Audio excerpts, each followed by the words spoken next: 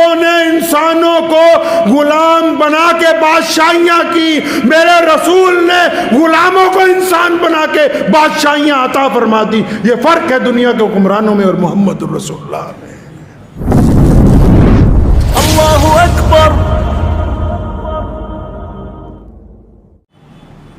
اس تکلیف کی وجہ یہی ہے کہ محمد الرسول اللہ، یہ ہو سکتا ہے کوئی امام، کوئی مولوی، کوئی چودھری یہ کہتے کہ میں فلاں کے گھر نہیں جا سکتا، فلاں کے ساتھ بیٹھ کے نہیں کھا سکتا، لیکن جو بندہ محمد الرسول اللہ کا دیوانہ ہے، جو محمد الرسول اللہ کی اتباع کرتا ہے، جو محمد الرسول اللہ کی پیروی کرتا ہے، اس کے دونوں بازو پوری دنیا کے انسانوں کے لیے کھلے۔ وہ ہر مظلوم کا ساتھ دینے کے لیے تیار ہے، وہ ہر رنگ اور نسل کے انسان کے ساتھ محبت بانٹنے کے لیے تیار ہے۔ بس یہی وہ بات ہے جس سے بڑے بڑے فرقہ پرستوں کے دل میں تکلیف ہوتی ہے کہ اس پوری کائنات کے لوگ برابر کیسے ہو سکتے ہیں۔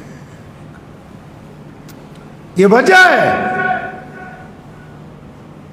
بنیادی وجہ ہے کہ رسول اللہ صلی اللہ علیہ وسلم نے نظام عالم کے ساتھ ٹکر لی ہے۔ پیارے نبی علیہ الصلوۃ والسلام کا دین ہر اس خطے تک پہنچا جہاں انسانوں کے ساتھ تفرقے بازی ہو رہی تھی، ہر اس خطے تک پہنچا۔ اور پھر دوسری طرف اگر آپ آئیں، آج سے صرف 150-200 سال پہلے انگلینڈ کی رانی نے بھی پھر اس بارے میں ریسرچ کروائی ہے۔ اس نے پوچھا اپنے بڑے بڑے اسکالرز کو کہ یہ مسلمانوں کو جو پوری دنیا میں مسلمان دین پر چلتے ہیں، ان کا مرکز کیا ہے، پاور کہاں سے آتی ہے، چلتا کیسے ہے اسلام؟ تو انہوں نے بڑی ریسرچ کی۔ کسی نے کہا کہ مسجدیں بنی ہوئی ہیں، مسجدوں کی وجہ سے ان میں پاور ہے۔ کسی نے کہا قرآن پڑھتے ہیں، قرآن کی وجہ سے ان میں بڑی طاقت اللہ نے عطا کی ہے۔ کسی نے کہا بیت اللہ کی طرف منہ کر کے نماز پڑھتے ہیں۔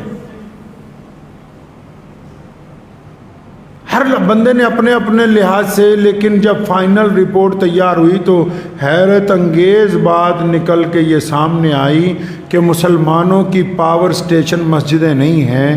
قرآن پاک کی صرف تعلیم کے ساتھ مسلمان جو ہے اسلام پر قائم نہیں، صرف بیت اللہ کی طرف منہ کرنے کی وجہ سے مسلمان اسلام پر قائم نہیں۔ یہ ساری جزوی چیزیں ہیں، اصل پاور مسلمانوں کے پاس محمد الرسول اللہ صلی اللہ علیہ وسلم سے عشق ہے۔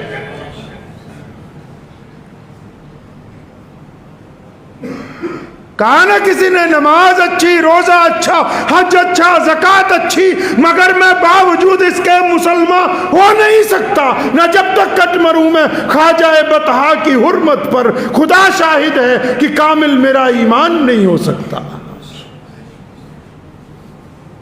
پتہ لگا کہ مسلمانوں کی تو رسول اللہ نے خود کہہ دیا تھا نا۔ صحابہ سے پوچھا کہ افضل مسلمان کون سے ہوں گے؟ صحابہ نے کہا یا رسول اللہ انبیاء۔ فرمایا وہ تو اللہ کے رسول بن کے آئے۔ پھر فرمایا ہم صحابہ۔ فرمایا تم تو میرے پیچھے نماز پڑھتے ہو۔ پھر فرمایا کہ کون سے لوگ افضل ہوں گے؟ صحابہ نے فرمایا یا رسول اللہ آپ بتائیں۔ فرمایا میرے صحابہ وہ لوگ جو ہمارے بعد، پھر ان کے بعد، پھر ان کے بعد دنیا میں آیا کریں گے۔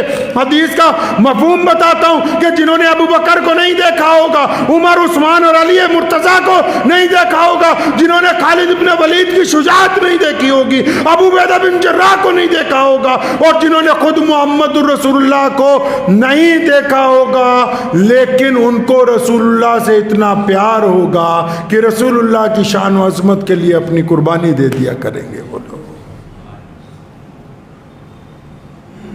اب جب انگریزوں کو پتہ لگا کہ اچھا مسلمانوں کی پاور سٹیشن تو محمد الرسول اللہ ہے، تو دشمن کیونکہ ہٹتا نہیں ہے کبھی، تو اس نے پھر اور طریقہ نکالا۔ اس نے کہا کچھ ایسے بے ایمان لوگوں کو اکٹھا کرو جو نعوذ باللہ محمد رسول اللہ کی جگہ نبوت کا اعلان کرتے ہیں، میں نے پہلے بات کہا نا کہ اور بھی تو نبی آئے دنیا میں، کسی کی نبوت کے متعلق بعد میں کسی نے کوئی اعلان نہیں کیا، محمد الرسول اللہ صلی اللہ علیہ وسلم کی نبوت کے خلاف ہی سازش کیوں ہے؟ مرزا غلام قادیانی جیسے مرتد پیدا ہوئے، انگریز کے پٹھو جنہوں نے اس ملک کے ساتھ غداری کی اور انگریز کی وفاداری کا دم بھرا، مقصد کیا تھا؟ مقصد یہ تھا کہ مسلمان نعوذ باللہ محمد الرسول اللہ صلی اللہ علیہ وسلم کا دامن چھوڑ دیں۔ اس بات کو بالکل ذہن نشین کر لیں۔ اگر دنیا میں کہیں گستاخی ہوتی ہے کوئی بہت بڑا کارنامہ نہیں ہے، ہر ایک بات پر ہمارے ایمان میں اضافہ ہوتا ہے۔ مسلمان اپنے نبی علیہ الصلوۃ والسلام کی ہو بہو اتباع کرتے ہیں، کیوں؟ کیونکہ ہماری رگوں میں جو خون چل رہا ہے، اس خون کے اندر محمد رسول اللہ کی محبت زندہ ہے۔ ہم اس وقت تک مسلمان ہیں جب تک ہم اپنے ماں باپ سے زیادہ، بھائی بہنوں سے زیادہ، اپنی مال سے، اپنی اولاد سے زیادہ اللہ کے پیارے نبی حضرت محمد رسول اللہ صلی اللہ علیہ وسلم سے عشق نہیں کرتے، اس وقت تک ہم مسلمان نہیں ہوں گے۔ اگر مسلمان ہیں تو اس کا مطلب ماں باپ سے بڑھ کر رسول اللہ سے پیار ہے، ماں باپ سے بڑھ کر رسول اللہ سے عشق ہے، اولاد سے بڑھ کر رسول اللہ سے عشق ہے۔ اللہ کے نبی صلی اللہ علیہ وسلم سے جو عشق کیا جاتا ہے نا، اس کی دلائل نہیں ہوا کرتی، باقی چیزوں کی دلیلیں ہوتی ہیں، عشق رسول پاک صلی اللہ علیہ وسلم کی دلیلیں نہیں طے کی جاتی۔ یہ اللہ تعالیٰ نے نظام بنایا کائنات میں، دونوں وجوہات ایسی ہیں۔ رسول اللہ کے خلاف بولا بھی اس لیے جاتا ہے کہ صرف رسول اللہ صلی اللہ علیہ وسلم ایک ایسی ذات ہیں جو پوری کائنات کے لوگوں کو برابری کا درجہ عطا فرماتی۔ رسول اللہ صلی اللہ علیہ وسلم کی نبوت کے خلاف بھی سازش اس لیے کی جاتی ہے کہ پورے اسلام میں صرف محمد الرسول اللہ ہی ہیں جو دیوبندیوں کے بھی، بریلویوں کے بھی، شیعوں کے بھی، سنیوں کے بھی، انصاریوں کے بھی، پٹھانوں کے بھی، جتنے مرضی تم اسلام کے ٹکڑے کرنے کی بات کر لو، لیکن جب محمد الرسول اللہ صلی اللہ علیہ وسلم کا نام آئے گا، یہ 200 کروڑ مسلمانوں کے دل ایک ساتھ دھڑکیں گے، ان کی دھڑکن کو کوئی توڑ نہیں سکتا ہے، جتنے مرضی مسلک بنا لو۔ یہ رسول اللہ صلی اللہ علیہ وسلم کے ساتھ عشق کا تقاضا ہے۔ اور لوگ کیسے عشق کرتے ہیں مسلمان رسول اللہ سے، میں آپ کو ایک چھوٹا سا واقعہ سنا کے اپنی بات ختم کرتا ہوں کہ اہل ایمان جو ہیں وہ اتباع کیسے کرتے ہیں۔ ابو جہل کو بڑی چیڑ تھی کہ یار یہ ایمان مسلمان تو ایسے رسول اللہ کی اتباع کرتا ہے کہ میں نے کسی بادشاہ کے غلاموں کو بھی نہیں دیکھا۔ ارے لوگوں نے انسانوں کو غلام بنا کے بادشاہیاں کی، میرے رسول نے غلاموں کو انسان بنا کے بادشاہیاں عطا فرما دی۔ یہ فرق ہے دنیا کے حکمرانوں میں اور محمد الرسول اللہ میں۔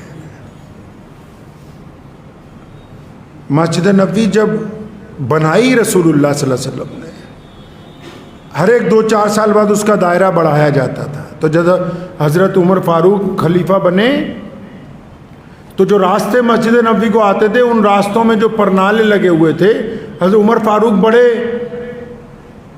عدل انصاف کے مالک تھے، مطلب ڈسپلن شکنی کسی کی برداشت نہیں کرتے تھے۔ مسلمانوں کے ایک سردار ہیں مکہ مکرمہ کے علی بن سفیان رضی اللہ تعالیٰ عنہ، مسلمان ہوئے تو جہاں ان کا گھر تھا اپنے گھر کے آگے انہوں نے اینٹیں لگا کے بیٹھنے کی جگہ بنا لی سڑک پہ۔ عمر فاروق گزرے، دیکھا تو فوراً کارپوریشن والوں کو بولا توڑو اس کو۔ علی بن سفیان کی کوٹھی ہے، فرمایا نہیں، کسی کو اختیار نہیں کہ راستے کے اندر کچھ بنا لیں۔ تو مسجد نبوی کو جاتے تھے تو حضرت عباس رضی اللہ تعالیٰ عنہ جو صلی اللہ علیہ وسلم کے چچا ہیں، ان کا گھر بھی راستے میں آتا تھا۔ تو ان کے گھر کا جو پرنالہ تھا، پرانے دور میں پرنالے جو ہیں آگے کر کے لگے ہوتے تھے۔ یہ واقعہ میں آپ کو اس لیے سنا رہا ہوں کہ اس بات کو سمجھ لیں کہ اصل مسلمانوں کا ایمان محمد رسول اللہ کا عشق ہے۔ دنیا کیا کہتی کیا نہیں کہتی وہ بات کی باتیں یار، دنیا تو ہمیں اس لیے آج انسان مان رہی ہے کہ محمد رسول اللہ صلی اللہ علیہ وسلم نے ہمیں پستی سے نکال کے ہمارے سر پر عزت کا تاج رکھا ہے۔ یہ تمہیں کوئی انصاری صاحب، خان صاحب، میر صاحب، ڈار صاحب کہنے والا نہیں تھا. اٹھا لو تاریخ اٹھا کے، لوگ قریب نہیں پھٹکنے دیتے تھے انسانوں کو. یہ جتنی عزتیں دنیا کے اندر بانٹی گئی، یہ محمد رسول اللہ صلی اللہ علیہ وسلم نے بانٹی. تو پتنالے میں سے جب پانی گرتا تھا بارش کے دنوں میں، جو لوگ نماز پڑھنے جاتے تھے ان کے کپڑوں پہ چھٹے پڑتے تھے. تو کچھ لوگوں نے شکایت کی عمر رضی اللہ عنہ سے کہ حضرت عباس کا جو پرنالہ ہے اس میں سے پانی گرتا ہے اور کئیوں کے چھٹے پڑ جاتے ہیں. تو خلیفہ تھے مسلمانوں کے، جرت مند آدمی تھے. فرمایا پھر کیا بات ہو گئی، ابھی ٹھیک کر دیتے ہیں. اونٹ پر سوار ہو کے گئے اور عباس رضی اللہ عنہ کے گھر کے باہر پتنالہ لگا ہوا تھا، اسے پکڑا، کھینچا، نکال دیا وہاں سے. ان کے گھر والوں کو بولا کہ گھر کی چھت کے 4 کونے ہوتے ہیں، ضروری تو نہیں کہ یہ سڑک کی طرف ہی رہے، اندر کی طرف لگا لو اس کو. عمر چلے گئے، حضرت عباس رضی اللہ عنہ گھر پہنچے. لوگوں نے، محلے والوں نے بتایا خلیفہ آئے تھے، آپ کا پرنالہ توڑ گئے. یہ بات سننے کے بعد فرمایا کوئی بات نہیں، ابھی عمر خود آئے گا، اپنے ہاتھ سے اس کو لگائے گا. رسول اللہ کے چچا نے کہا کہ ابھی خود آئے گا، اپنے ہاتھ سے لگائے گا اسے. لوگ بڑے حیران کہ یہ کیسے ہو سکتا ہے. علی بن سفیان کی تو بیٹھک کے باہر کی اینٹیں تک اڑوا دی گئیں، یہ آپ کا پرنالہ تو بیچ سڑک کے پورے محلے کے بند کروا دیا، اکیلا آپ کا نہیں کروایا. مسجد میں گئے، نماز پڑھی، نماز پڑھ کے بات کرنا چاہتے تھے، خلیفہ خود ہی بول پڑے کہ وہ آج میں گیا تھا، آپ کا پرنالہ نکال دیا، اس کو کسی اور طرف نکال لیں. عباس رضی اللہ عنہ نے فرمایا عمر تم کیا سمجھتے ہو کہ میں اس بات کو نہیں سمجھتا کہ اس پرنالے سے جب پانی گرتا ہے تو اس کے چھینٹے پڑتے ہیں، میرے بھی کپڑوں پہ بعض اوقات پڑ جاتے ہیں جب بارش آتی ہے. تم کیا سمجھتے ہو کہ میں نہیں چاہتا تھا کہ اس کو تبدیل کر دیا جائے؟ عمر نے پوچھا پھر کیا کیوں نہیں؟ فرمایا جب میں مدینے میں آیا، ہم اپنا یہ گھر بنا رہے تھے، کالی کملی والے محمد رسول اللہ گزرے، اپنے چچا کو گھر بناتے ہوئے دیکھا. فرمایا لاؤ چچا میں پرنالہ اپنے ہاتھ سے لگا دوں. فرمایا جو پرنالہ تم اکھاڑ کے آئے ہو وہ محمد رسول اللہ نے اپنے ہاتھوں سے لگایا تھا. عمر رونے لگے، عباس رونے لگے. فرمایا پہلے کیوں نہیں بتایا کہ میرے آقا نے یہ پرنالہ لگایا؟ دنیا کے کپڑے خراب ہوتے رہے. واپس پہنچے وہاں، پہلے اونٹ پر سوار ہو کے گئے تھے. حضرت عباس کو فرمایا کہ تم عمر کے کندھوں پہ کھڑے ہو کے اس کو واپس اس جگہ لگاؤ. عمر کے کندھوں پہ کھڑے ہو کے اس کو لگاؤ وہاں پر، کہ جو بات محمد رسول اللہ نے کہہ دی، جو بات محمد رسول اللہ نے طے کر دی، یا جس چیز کو محمد رسول اللہ کے ہاتھ لگ گئے قیامت آ سکتی ہے، وہ تبدیل نہیں ہو سکتی اپنی جگہ سے. مجھے امید ہے کہ آپ کو یہ ویڈیو پسند آئی ہوگی. اگر پسند آئی ہو تو یہ آپ اپنے دوستوں کے ساتھ شیئر کریں اور اس چینل کو سبسکرائب ضرور کریں.